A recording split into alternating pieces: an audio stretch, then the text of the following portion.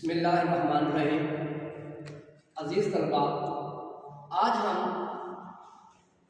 रियासत बहावलपुर के क़याम के तारीख़ी पस मंज़र पर बात करेंगे। बहावलपुर रियासत जो कायम हुई उसका पस मंज़र क्या है, ये कैसे कायम हुई। सबसे पहले हम देखते हैं कि नबी करीम सल्लल्लाहु अलैहि वसल्लम के एक चचा थे अब्बास बिन अब्दुल मुत्तलिब। अब्बास बिन अब्दुल मुत्तलिब की निस्बत से ये उनकी औलाद ने जो खिलाफत कायम की उसे हम कहते हैं अब्बासी खिलाफत। तो अब्बासी खिलाफत जो है ये हजरत अब्बास के नाम से मशहूर हुई। तारीख में दूसरी एक और शख्सियत भी अब्बासी है जो हजरत अब्बास अलमदार को कहते हैं। वो हजरत अली रज़ी अल्लाह तआला अन्हु की एक ज़ौजा उम्मुल बनीन के वतन से थे जिनका नाम था अब्बास। वो अब्बास अलमदार का नाम था। ये अब्बास उनके पास उनके चचा हैं हजरत अब्बास बिन अब्दुल मुत्तलिब। अब्बास के बेटे अब्दुल्ला हुए, अब्दुल्ला के बेटे अली और अली के बेटे मोहम्मद, और मोहम्मद के ये दो बेटे थे अब्दुल्ला सफ़ा और अबू जाफर मंसूर। ठीक है, उस वक़्त बनु उमैया की खिलाफत मौजूद थी और बनु उमैया का आखिरी हुक्मरान था मरवान सानी, वो हुकूमत कर रहा था जब अब्बासियों का और हजरत अली की औलाद जो अलवी थे उनका आपस में इत्तेहाद हो गया, और इन्होंने मिलकर 749 में किसने, अब्बासियों ने और हजरत अली की औलाद अलवियों ने मिलकर बनु उमैया के खिलाफ जंग लड़ी, जिसे हम कहते हैं जंगे ज़ाल। 749 में ये जंग लड़ी गई, 749 में ये जंग लड़ी गई, जिसमें बनु उमैया की खिलाफत खत्म हो गई। सियासत में इनका नाम इस्तेमाल किया गया था, मोहम्मद नफ्सकिया का नाम इस्तेमाल किया गया था कि जब खिलाफत कायम हो जाएगी तो खिलाफत किसको दी जाएगी, नफ्सकिया। लेकिन धोखा किया और खिलाफत किसने ले ली, अब्बासियों ने, अब्दुल्ला सफ़ा ने। तो अब्दुल्ला सफ़ा पहला खलीफा बन गया। अब्दुल्ला सफ़ा के बाद दूसरा खलीफा अबू जाफर मंसूर जब बना तो नफ्सकिया ने अपना हक मांगा कि तुम लोगों ने खिलाफत हमारे नाम पे हासिल की है तो खिलाफत हमारा हक है। तो खिलाफत जब इसने मांगी तो अबू जाफर मंसूर से नफ्सकिया की जंग हुई, जिसमें नफ्सकिया शहीद हो गए और अब्बासियों की इक़्तिदार मुकम्मल कायम हो गई। अब हम आगे तफसील में नहीं जाएंगे, हालांकि आगे इनके बहुत सारे खलीफा हो गए, मेहदी, हादी, हारून रशीद, मामून रशीद, मुतवक्किल अल्लाह, मौसम बिल्ला, बहुत सारे खलीफा हो गए। लेकिन हमारा जो ये टॉपिक नहीं, हम आखिरी हुक्मरान पे आ जाए तो इनका अब्बासियों का आखिरी हुक्मरान 749 में इनकी खिलाफत तय हुई और कहां तक चली, 1258 तकरीबन 500 साल खिलाफत की हुई। इस दौरान बहुत सारे इनकलाब आए, बहुत हुक्मरान आए, लेकिन आखिरी खलीफा में हम आ जाते हैं जिसका नाम था मुस्तासिम बिल्ला। बगदाद की ये खिलाफत बगदाद कहलाती है, अब्बासियों की खिलाफत। ये बगदाद एक शहर है जो कि अबू जाफर मंसूर ने तामीर करवाया था, बगदाद जो आज भी इराक का दारुल हुकूमत है। बगदाद, ये बगदाद शहर अबू जाफर मंसूर ने तामीर करवाया था। तो ये खिलाफत अब्बासिया बगदाद कहलाती है। 1258 में इस खिलाफत का खात्मा हलाकू खान ने कर दिया। हलाकू खान जो मंगूल था, तातारी थे, इन्होंने क्या किया, बगदाद पर हमला किया और मुस्तासिम बिल्ला कत्ल हो गया। खिलाफत अब्बासी खिलाफत खत्म हो गई और 1258 तक यानी ये खिलाफत का इख्तिलाफ हो गया, अब्बासी दरबदर हो गया। हलाकू खान ने बगदाद तबाह करने के बाद जब मिस्र का रुख किया, मिस्र का, तो आगे से सुल्तान रुकनुद्दीन बैबरस जो कि मिस्र की फौजों का सिपाहसालार था, ठीक है, और सुल्तान कत्तीस वहां का हुक्मरान था, बैबरस वहां का मिस्र की फौजों का सिपाहसालार था। इसने भी मुकाबले का फैसला कर लिया और जब तातारियों का लश्कर मिस्र की तरफ बढ़ा तो इसने आगे से मुकाबला किया और इस तारीख को की जंग को हम कहते हैं जंगे ऐन जालूत। यानी ये 2 साल बाद, इस 1258 के 2 साल बाद यानी 1260 में लड़ेगी। जंगे ऐने जालून, जिसमें तातारियों को शिकस्त हुई और सुल्तान रुकनुद्दीन बैबरस जीत गया। तो इसने अब्बासियों को, किन अब्बासियों को, जो ये बगदाद में शिकस्त खा गए थे और दर बदर फिर रहे थे, उनको दोबारा बुलाकर मिस्र ले गया और मिस्र में दोबारा खिलाफत कायम हो गई। तो बेटा यहाँ से 1260 से यानी 749 से अब्बासियों की खिलाफत शुरू हुई और कब तक चली? 1258 तक। इसे हम कहते हैं खिलाफत अब्बासिया बगदाद। 2 साल बाद 1260 में ये खिलाफत दोबारा शुरू हो गई मिस्र में। इसे हम कहते हैं खिलाफत अब्बासिया मिस्र। ये 1260 से शुरू हुई, ठीक है।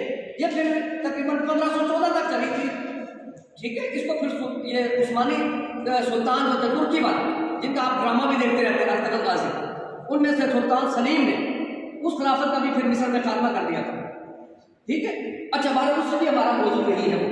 मिस्र में सुल्तान रुकनुद्दीन बैबरस ने खिलाफत अब्बासिया दोबारा कायम कर दी 1260 में। ऐसे में लेकिन ये ममलूकों के जो कि अंडर थे, तो शहजादे दर बदर फिरते रहते थे, कोई उनका पुरसाने हाल नहीं था, ना ये कठपुतली हुक्मरान थे सिर्फ मिस्र में। आखिर इनमें से एक शहजादा जिसका नाम सुल्तान अहमद सानी है, अब्बासी शाह, ये 1367 में इसने फैसला किया कि मैं ये इलाका छोड़ दूं, मिस्र छोड़ दूं और मैं अपनी किस्मत आजमाई के लिए हिंदुस्तान चला दूं। तो इसने अपनी आल औलाद को साथ लिया।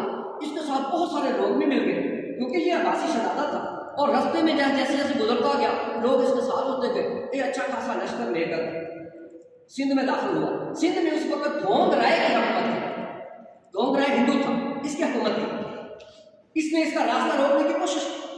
तो सुल्तान अहमद ने कहा कि हम अब्बासी शहजादे हैं,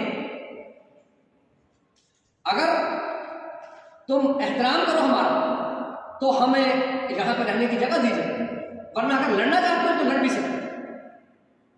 तो वो धोंग राय सुल्तान अहमद सानी का दबाव ज्यादा बर्दाश्त ना कर सका और उसने उसके आगे हथियार डाला, बल्कि अपनी बेटी का रिश्ता भी सुल्तान अहमद सानी के साथ कर दिया।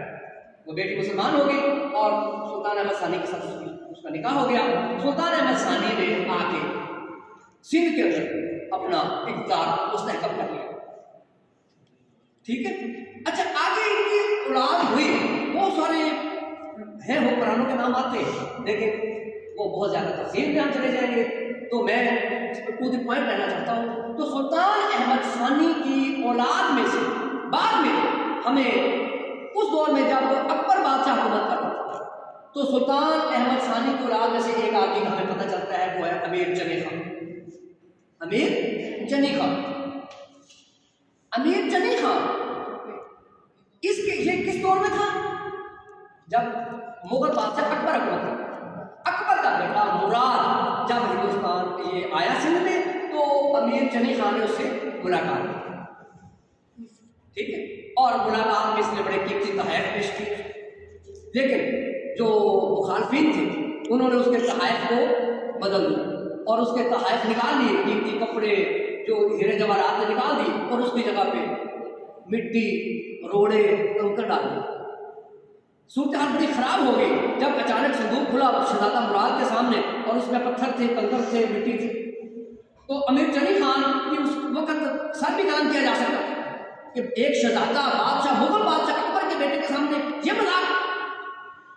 तो उसने रंग ही बदल दिया सारी सूरत हाल का अमीर जनी खान अपनी जहानत से, और कहने लगा कि ये पत्थर जो कंकरियां वो कंकरियां हैं जिन्होंने आप की जो मुट्ठी में कलमा मिला था, कि जब अबू जहल कुछ कंकरियां लेकर आया, कहता मोहम्मद तुम अगर नबी हो तो बताओ मेरी मुट्ठी में क्या है। आप सबने फरमाया कि बजाय मैं बताऊं ये खुद ना बताए। तो आप सबने ऐसे मुट्ठी की तरफ देखा कि उसकी मुट्ठी के अंदर कंकरियों ने के अंदर से आवाज आई कलमा पढ़ने में। तो अमीर जनी खान ने कहा ये कंकरियां वही है, हम आवाज उधर से साथ लेकर आए, और ये मिट्टी करबला की मिट्टी है, ये नजफ अशरफ की मिट्टी है, ये मदीने की मिट्टी है। उसने ऐसी ऐसी बातें की और वो रात को हैरान हो गया। उसने उसे 5000 का नकद दिया। 5000 मतलब 5000 घुड़सवार आप अपने साथ रख सकते हैं, और उसे अपना अमीर मुकर्रर किया। तो अमीर जनी खान ने कितना सही है। अमीर जनी खान के आगे 2 बेटे हुए, मोहम्मद मेहदी और दाऊद। अमीर जनी खान ने मोहम्मद मेहदी को अपना अपना सियासी जानशी बनाया, सियासी जानशी यानी सियासी अख्तियारात किसको दिए, और मोहम्मद दाऊद को मजहबी अख्तियारात दिए। यानी आप सबका असा मुबारक, आप सब की एक चद्दर होती थी इनके पास, वो इस तरह की मजहबी चीज़ें इसके हवाले मोहम्मद मेहदी का बेटा तलहोड़ा ने अपने चचा दाऊद के अख्तियारात को चैलेंज किया और कहा कि मजहबी अख्तियारात में हमें मिलने चाहिए। चुनांचे दाऊद और तलहोड़े की आपस में लड़ाई हो गई, तो इन लड़ाइयों की वजह से बहुत ज़्यादा नुकसान भी इनका हुआ। तलहोड़ा की आगे औलाद तलहोड़े कहलाई और दाऊद की औलाद दाऊद पोतरे कहलाई।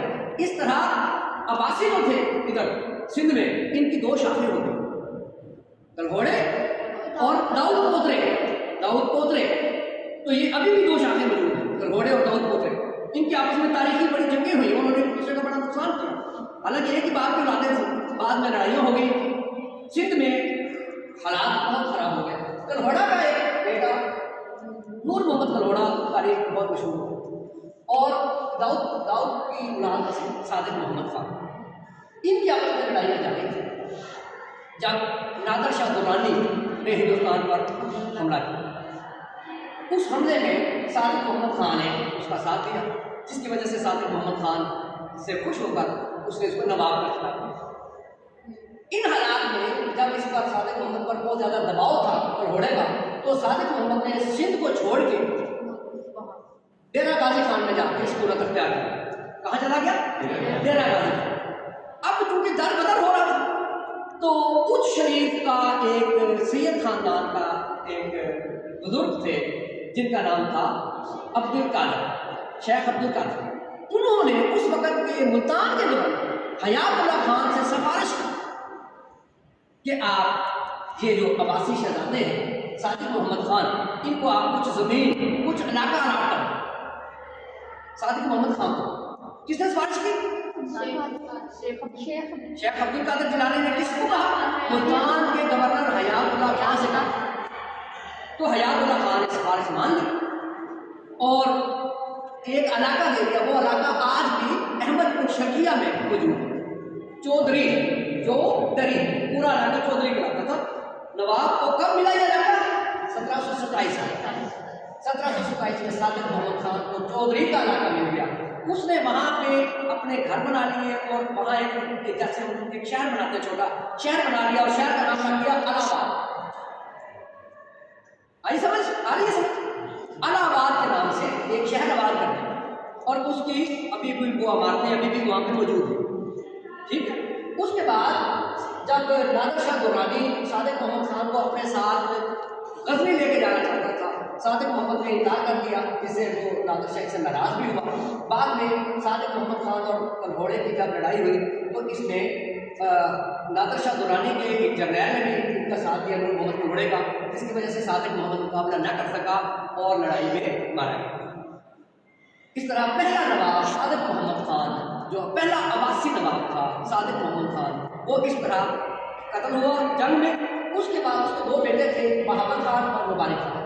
बहावल खान सादिक मोहम्मद के बाद बहावल खान उसका बेटा, उसका जानशीन हुआ। तो उसने बगदाद की तरफ से एक शहर आबाद करने का फैसला किया। जैसे बगदाद दजला के किनारे है, तो उसने दरिया सतलुज के किनारे बगदाद की तरह का एक शहर आबाद करने का फैसला किया और उसने दरिया सतलुज के किनारे एक शहर की बुनियाद रखी, जो उसके अपने नाम पे ही बहावल के नाम पे बहावलपुर कहता है। बहावलपुर कब 1748 में। 1748 में तो गोया इन्होंने ये इलाका छोड़ दिया, इलाहाबाद इलाका छोड़ दिया और ये इन्होंने अपने एक नए शहर की बुनियाद रख दी, जो तारीख में बहावलपुर कहलाता है। ठीक है। और ये शहर ही के नाम से पूरी रियासत का नाम भी बहावलपुर रियासत ही रख दिया गया, यानी बहावलपुर रियासत का नाम भी था और उस शहर का नाम भी जो इनका कैपिटल था उसका नाम भी बहावलपुर रखा गया। तो 1748 में इसका नाम रखा गया। उसके बाद फिर बहावल खान के बाद उसका बेटा मुबारक खान तक मुंशी हुआ, उसका भाई, और उसके बाद फिर आगे जो है वो इनकी खिलाफत जो है वो हुकूमत मजबूत हो गई और इन्होंने जो है वो ऐसा ऐसा अपने इक़्तिदार को वसी करना शुरू कर दिया, मुख्तलिफ इलाके फतह करना शुरू कर दिए। ठीक है। तो इसके बाद मज़ीद जो है वो हम गुफ्तगू जारी रखेंगे। बहुत शुक्रिया।